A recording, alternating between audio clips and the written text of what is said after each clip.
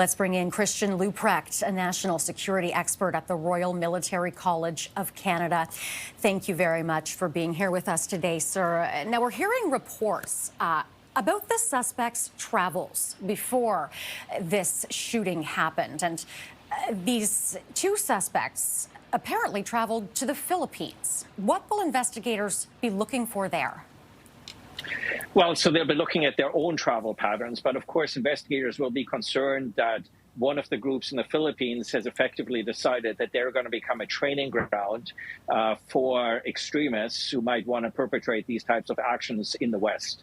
And so it's not just about tracing the travel pattern here. It's tracing about, has somebody decided they're going to go into an entrepreneurial business to try to train up people who want to commit heinous crimes in other countries. And that's going to require interesting collaboration with the Philippine government because they're as concerned about Audi Sayyaf and its offspring as the West is. But this has proven itself a small but surprisingly resilient group. So if that turns out to be the case, it's going to be a significant red flag for security intelligence services across the world.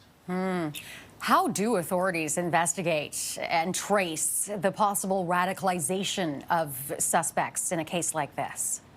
So I think we want to be careful. So there's the violent extremism and extremist violence. So there's lots of people who sympathize in one form or another with extremism or illegal, criminal, violent extremism. But most of these people, luckily, never become active.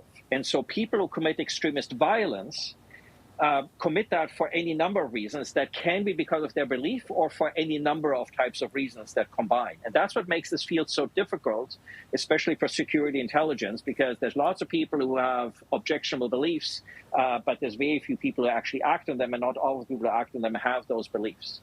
And so putting that together is precisely the very difficult space in which criminal intelligence and security intelligence work.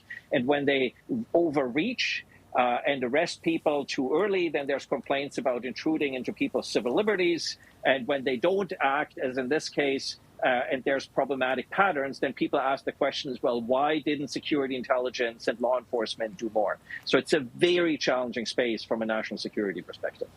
Has this revealed any gaps in intelligence? What I think we'll be looking at is the intelligence coordination. Every intelligence service has limits in terms of what they are able to share. And those are legal limits, but they're also trust limits. And often when we work with countries that aren't close partners, so the Five Eyes, so the United States, Canada, Australia, United Kingdom, and New Zealand, that's a very close trust community. Next trust community would be NATO member countries. But when we work with countries such as Philippines, there's often legal and trust issues, for instance, in place. So we're going to be looking at both with the Philippines and with other partner countries in the region, notably Indonesia, with which relationships are difficult but always very important. What can we do to improve collaboration? Because it looks like perhaps Philippine authorities had these two individuals on their radar in terms of their travel patterns.